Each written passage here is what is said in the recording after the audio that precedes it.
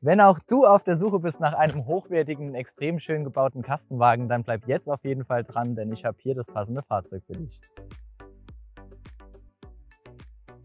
Herzlich willkommen zu einem neuen Video von Dirt TV. Ich bin's wieder, euer Tobi. Ihr kennt mich meistens von den Chausseur-Videos, aber ich bin bei uns auch für die Marke Malibu zuständig und deshalb zeige ich euch heute mal ein sehr hochwertiges Fahrzeug. Heute stellen wir euch den Malibu Van Diversity 640 LE KGT Skyview vor. Ein wirklich abgespaceter Name und das Auto ist es definitiv auch. Bleibt dran! Von außen haben wir das Fahrzeug in der Farbe Eisengrau Metallic, finde ich persönlich sehr schön. Es handelt sich um das Modelljahr 25, was man hier vorne an dem schönen Fiat Grill erkennt. Und bei Malibu natürlich darf der Name nicht fehlen auf dem Kühlergrill. Das finde ich sieht auch extrem hochwertig aus mit der Chromschrift. Bei den Scheinwerfern haben wir hier die Full LED Scheinwerfer drin verbaut. Sieht auch spitze aus.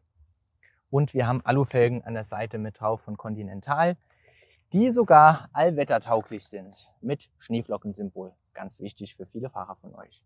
Dann haben wir natürlich hier im Eingangsbereich die Fliegengittertür mit dabei. Wir haben die Trittstufe, die könnt ihr hier am Küchenblock ein- und ausfahren. Ich mache die Schiebetür dazu, dass ihr das Fahrzeug komplett von der Seite seht. Hier unten haben wir die Möglichkeit, das Abwasser abzulassen. Und was bei Malibu auch immer sehr auffällt, ist an den Fenstern, da ist dieser zusätzliche Wind- und Einbruchschutz angebracht. Ne? Finde ich, macht das Fenster auch auf jeden Fall etwas schicker als so ein aufgesetztes Standardfenster. Auch sehr schön bei dem Modell finde ich persönlich die Bullaugenfenster. Die sehen mega stylisch aus und machen echt was daher. Rechts auf der Seite haben wir dann die Möglichkeit, Wasser einzufüllen. Und die Kapazität bei Malibu Kastenwagen sind 100 Liter Frischwasser.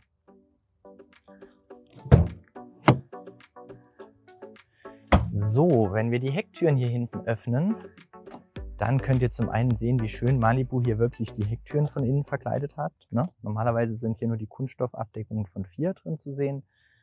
Gefällt mir super. Und was ich auch cool finde, ist, dass wenn ihr hier im Schlafbereich liegt und irgendwie euer Kopfkissen hier liegen habt, dann verknittert ihr abends oft die Plissés. Da hat Malibu sich auch was einfallen lassen. Da habt ihr wirklich so eine Holzplatte hingemacht, das Plissé etwas hochversetzt, sodass ihr da abends nicht das Plissé zerstört.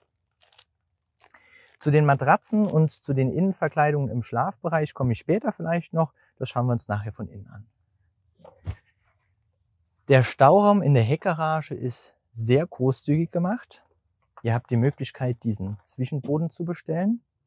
Das ist sehr praktisch, denn so könnt ihr Tische, Stühle beispielsweise hier unten unterbringen und habt die Möglichkeit, oben vielleicht noch Boxen und andere Dinge zu lagern. Braucht ihr das Ganze nicht, könnt ihr den Zwischenboden natürlich auch ganz komfortabel rausnehmen. Dazu gibt es hier 2 Schnellverschlüsse und dann könnt ihr die Bodenplatten entnehmen. Es gibt auch Zurösen, falls ihr eure Fahrräder oder andere Gegenstände hier drin sichern wollt. Eine Sache finde ich etwas ungeschickt angebracht. Ich meine, man kommt damit klar, aber das könnte man in Zukunft vielleicht besser lösen. Hier an der Seite ist euer Frostwächter untergebracht. Das fände ich etwas geschickter, wenn man das in dem Stauraum hier unterbringt. Da würde man einfacher dran kommen als jetzt da vorne. Zum Gaskasten können wir auch einmal reinschauen. Hier habt ihr Platz für 2x11 Kilo Gasflaschen.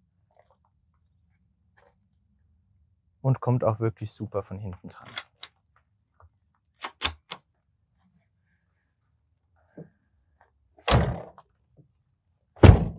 Rückfahrkamera und das große Multimedia-System von Fiat sind mit inkludiert. Das zeige ich euch später noch.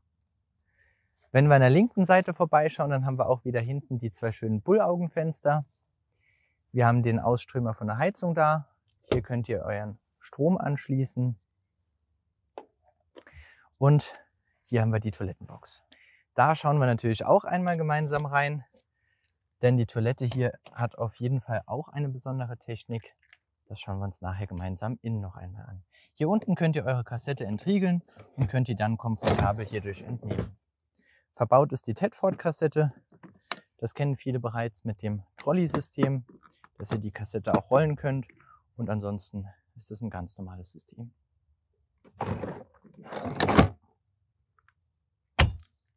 Abschließend nicht vergessen, damit die Toiletten nicht geklaut werden.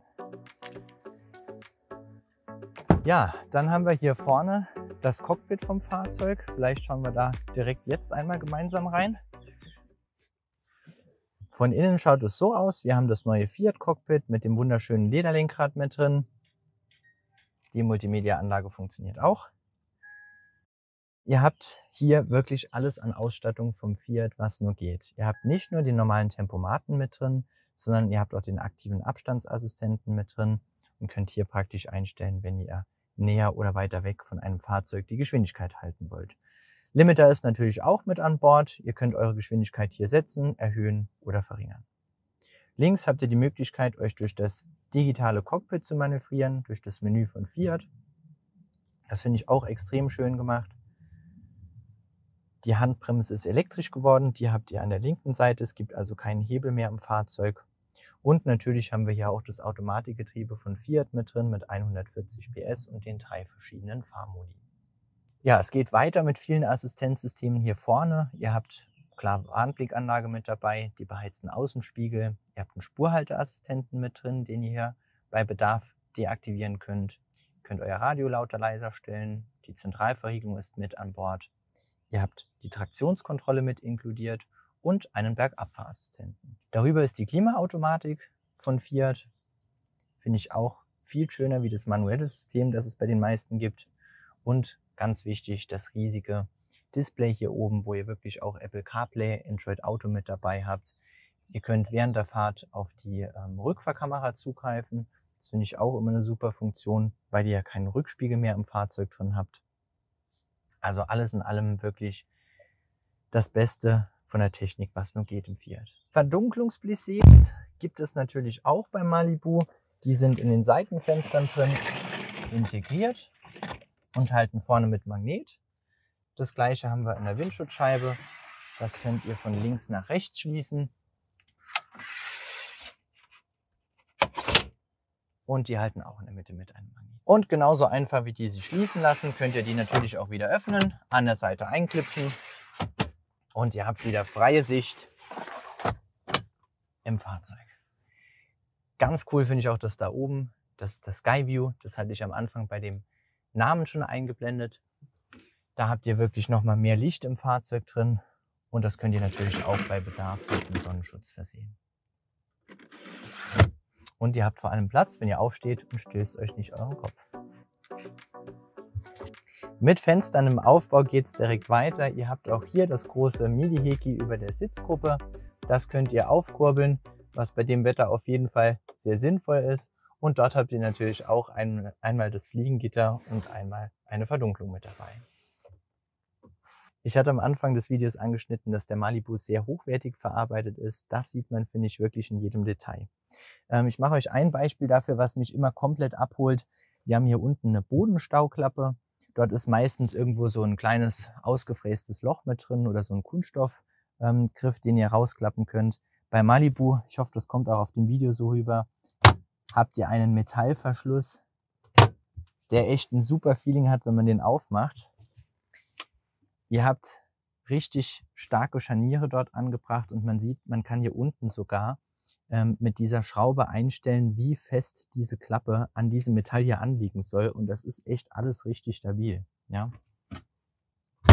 Also ein riesiges Gefach im Boden. Das könnt ihr natürlich auch wieder verschließen. Wir haben super hochwertige Möbelfronten hier drauf. Also auf der Küchenarbeitsfläche oder auch am Tisch. Ich zeige euch das mal hier. Das ist echt kratzfest, super gemacht, sieht auch sehr hochwertig aus. Ihr könnt den Tisch hier vorne natürlich ausdrehen, falls jetzt jemand auf dem Beifahrersitz auch seinen Teller abstellen möchte, dann könnt ihr das ausdrehen. Und der Tisch lässt sich auch verschieben mit einem ganz pfiffigen System hier. Oft müsst ihr irgendwie den Tisch hinten aushaken. Beim Malibu braucht ihr nur diesen Knopf hier zu drücken, dann könnt ihr den Tisch hier hinten flexibel vor und zurück bewegen. Und sobald ihr den Knopf wieder gehen lasst, ist der Tisch direkt fixiert. Auch über dem Tisch geht es hochwertig weiter. Wir haben hier Lautsprecher mit im Fahrzeug drin. Sehr schöne Spots unten im Schrank eingelassen. Und hier oben, wenn ihr mal so einen Schrank aufmacht bei Malibu, das fühlt sich echt einfach schon gut an. Man sieht auch, dass alle Schränke, der gesamte Innenbereich im Fahrzeug mit diesem Mikrofaserstoff ausgestattet sind. Also ihr habt nirgendwo, wenn ihr eine Wand berührt, irgendwie eine kalte, glatte Fläche. Das nimmt auch Feuchtigkeit echt sehr gut auf. Die Akustik im Fahrzeug ist dadurch eine ganz andere. Also das ist wirklich extrem gelungen. Und es ist auch jeder Stauraum bis nach vorne hin ausgenutzt. Ja? Selbst hier habt ihr nochmal so ein kleines Gefach, wo ihr was reinmachen könnt. Als Polster haben wir hier das Silberpolster mit inkludiert. Das hat sogar so einen Fleckenschutz-Protect-Finish. Ich vermute, das ist ähnlich wie unsere Versiegelung, die wir für die Sitzpolster anbieten. Das harmoniert auch sehr gut zu der Wohnwelt Cherry Style, die ihr hier mit drin habt. Sieht echt mega edel aus. Außerdem gefällt mir extrem gut hier oben die Verkleidung von dem Fenster, auch von dem Skyview vorne. Das ist nochmal mit so einem hellen Kunstleder überzogen und auch dort habt ihr schöne Spots eingelassen. Ambientelicht gibt es natürlich auch im Fahrzeug hier überall. Das kann man, glaube ich, auch erkennen. Das ist hier rüber untergebracht und dann nochmal an der Seite indirekt beleuchtet. Ein TV darf für viele von euch auch nicht fehlen. Der ist hier vorne untergebracht. Den könnt ihr natürlich rausschieben und auch Richtung Schlafbereich schwenken, wenn das gewünscht ist. In dem Preis hier ist jetzt nur ein Dummy inkludiert. Auf Wunsch rüsten wir euch natürlich auch die Sattanlage nach. Ein weiteres Highlight in der Sitzgruppe muss man eigentlich auch zeigen. Ich schiebe mal hier den Tisch noch etwas nach vorne. Dann seht ihr, kriegt man das Polster problemlos nebendran vorbei. Und es versteckt sich unter der Sitzgruppe nochmal ein großzügiger Stauraum. Ihr habt auch die Möglichkeit, an der Seite eine Schublade auszuziehen. Und ganz geschickt finde ich hier auch den Mülleimer, der dort untergebracht ist.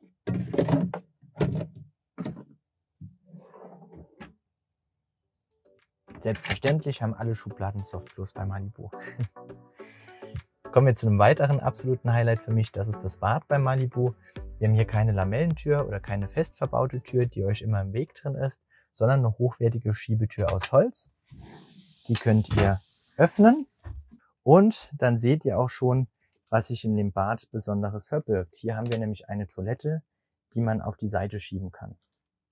Möchtet ihr die Toilette nutzen, könnt ihr hier neben mit diesem Mechanismus eine Entriegelung betätigen und könnt beispielsweise hier unten ganz bequem im Fuß die Toilette nach außen schwenken. So habt ihr Platz und auch genügend Platz vor der Toilette. Ich hoffe, das kann man hier sehen. Auch wenn ihr einen dicken Bauch habt, ist hier genug Platz drin. Versenkt wird die Toilette genauso einfach wieder. Und das hat zum einen den Vorteil, wenn ihr euch abends hier drin fertig macht, die Zähne putzt, habt ihr einfach einen schönen Platz und keine Toilette, die im Weg ist. Und wenn ihr duschen wollt, wird es noch viel interessanter. Dann habt ihr nämlich den gesamten Raum, den ihr als Dusche nutzen könnt. Wir haben hier das Waschbecken, darunter natürlich auch nochmal Stauraum und ganz unten auch Platz für euer Toilettenpapier. Und damit es beim Duschen nicht nass wird, könnt ihr diese Lamelle einfach vor die gesamte Schrankwand schieben. Ihr könnt euer Fenster hier schützen. Das war jetzt schon auf die Seite geklappt. Und ihr könnt diesen Schutz über der Toilette herunterklappen. Und dann habt ihr echt eine Dusche, die ihr schließen könnt und habt das ganze Bad als Raum.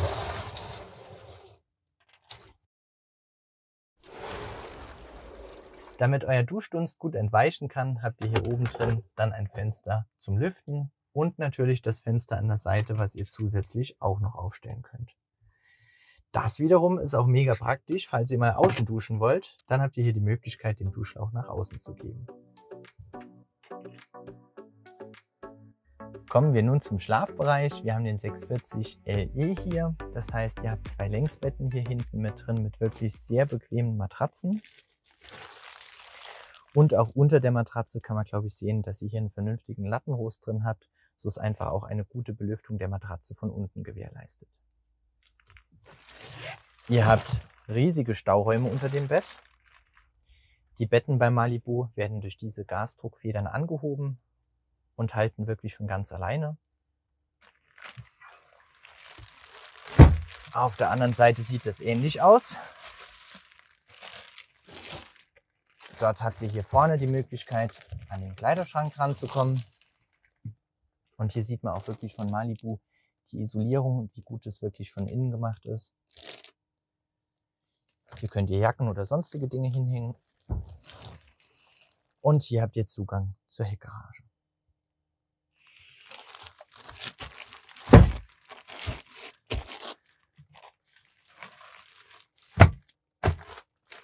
Auch hier hinten mehr als genügend Schränke.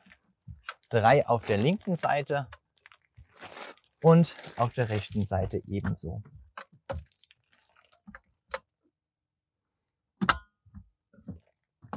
Hier unten habt ihr auch nochmal die Möglichkeit, kleinere Dinge wie ein Handy abends hinzulegen. Gefällt mir auch sehr gut.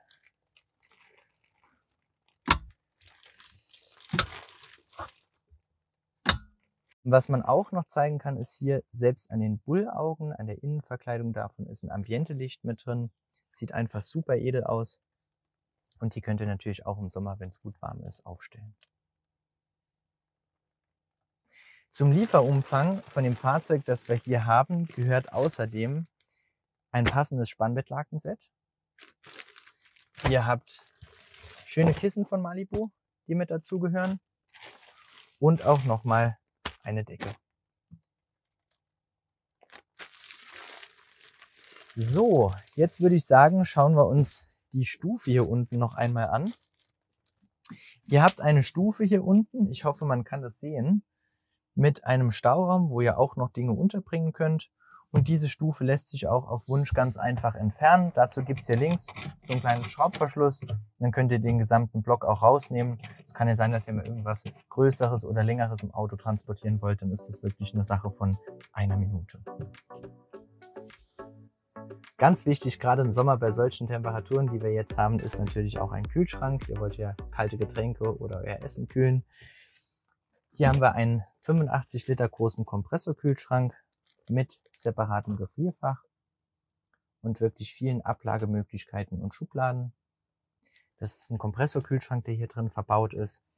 Und da finde ich auch ganz gut, dass der einen Nachtmodus hat. Wenn euch der Kühlschrank abends zu laut ist, könnt ihr den aktivieren und der Kühlschrank ist einfach etwas leiser.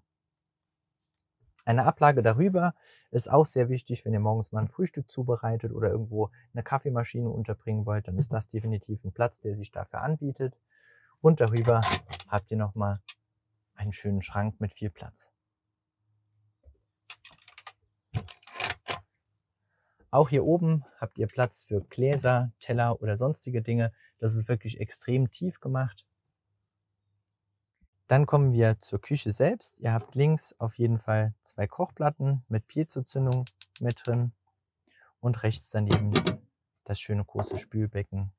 Den Wasserhahn könnt ihr euch dann darüber schwenken.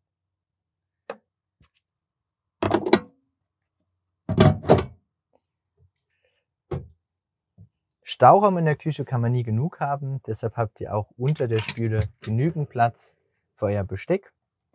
Sehr gut finde ich, dass hier drin wirklich Holzeinsätze sind. Ihr habt hier nicht irgendwelche dazu gebastelten Besteckschubladen, sondern es ist wirklich konzipiert von Malibu. Alles mit Softclose ausgestattet. Und hier unten habt ihr auch nochmal Platz für Töpfe, Lebensmittel oder andere Dinge. Die Aussage hochwertig vom Anfang kann man hier wirklich in vielen Punkten immer wieder erkennen. Ich hatte das vorhin bei den Verschlüssen erwähnt oder auch bei der Badlösung oder bei den Fronten, Oberflächen in der Küche. Das Ganze geht auch hier weiter mit der Küchenflächenerweiterung, denn die hat im Gegensatz zu vielen anderen Herstellern hier unten drunter keinen Kunststoffbügel verbaut, sondern wirklich 2 extrem stabile Metallscharniere mit einer Feder, die einrasten, wenn ihr das Brett hochklappt. Also dort würde ich sagen, könnt ihr echt Gewicht drauf laden. Zusammenklappen lässt sich das Ganze genauso komfortabel. Ihr braucht hier wirklich nur eine Hand, hebt hier unten den Bügel kurz an und könnt dann die Fläche wieder nach unten wegklappen. Außerdem sehr hübsch bei Malibu finde ich die gesamten Chromlichtschalter und Steckdosen, die im Fahrzeug drin sind. Ihr habt auch Steckdosen wirklich mehr als genug. Es gibt im Küchenblock welche. In der Sitzgruppe, ganz hinten in der Ecke könnt ihr sehen, habt ihr USB und 230 Volt mit drin. Dann habt ihr hier oben eine Steckdose im Küchenbereich drin für, wie gesagt, Wasserkocher oder Kaffeemaschine in dem Bereich dort. Im Schlafbereich, ganz wichtig für das Handy zu laden, dürfen Steckdosen natürlich auch nicht fehlen. Die habt ihr rechts und links. Und sogar hier vorm Bett nochmal eine weitere Steckdose an der Seite, sowie eine im Badbereich.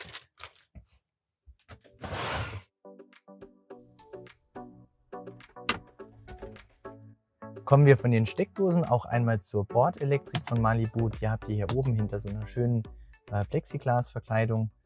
Sieht einfach auch sehr schick aus. Ihr habt rechts das Control-Panel vom Auto.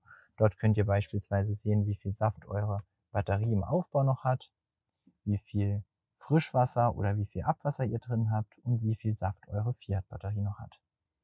Außerdem habt ihr den Multimedia-Knopf da. Damit könnt ihr die Musik vom Fiat hier hinten auf die Lautsprecher am Aufbau geben und dort unten könnt ihr euer Panel ein- bzw. ausschalten. Als Heizung haben wir hier die Truma Kombi 4 Heizung verbaut. Die ist aktuell ausgeschaltet, jetzt haben wir sie eingeschaltet. Hier könnt ihr beispielsweise eure Raumtemperatur einstellen. Ihr könnt euer Warmwasser aufbereiten in 3 verschiedenen Modi. Und ganz pfiffig gemacht ist sogar die Möglichkeit, dass ihr eine Zeitschaltuhr programmieren könnt. So könnt ihr, wenn ihr in Urlaub fahrt, einstellen, dass euer Fahrzeug beispielsweise am nächsten Morgen, wenn ihr losfahren wollt, direkt auf Betriebstemperatur ist. Wir waren eigentlich schon fast fertig mit dem Videodreh, aber ich möchte euch auf jeden Fall noch 2 kleine Details zeigen, die mir unheimlich gut gefallen. Man sieht sogar hier im Küchenblock eine indirekte Beleuchtung, die sehr schön aussieht. Ebenso rechts unten am Küchenblock und sogar an der Kante zum Fahrerhaus hin. Also das Lichtkonzept im Malibu ist echt ein Traum, was heute bei dem super schönen Wetter gar nicht so gut rüberkommt. Wenn euch das Video und das Fahrzeug gefallen hat, schreibt es uns gerne in die Kommentare und wenn ihr Interesse an dem Fahrzeug habt, setzt euch gerne mit mir in Verbindung. Auch für individuelle Wünsche, beispielsweise Sattanlage, Lithiumbatterie oder eine Luftfederung, ich erstelle euch gerne ein unverbindliches Angebot. Ansonsten freue ich mich auf das nächste Video mit euch. Bleibt dran, bis dann, ciao.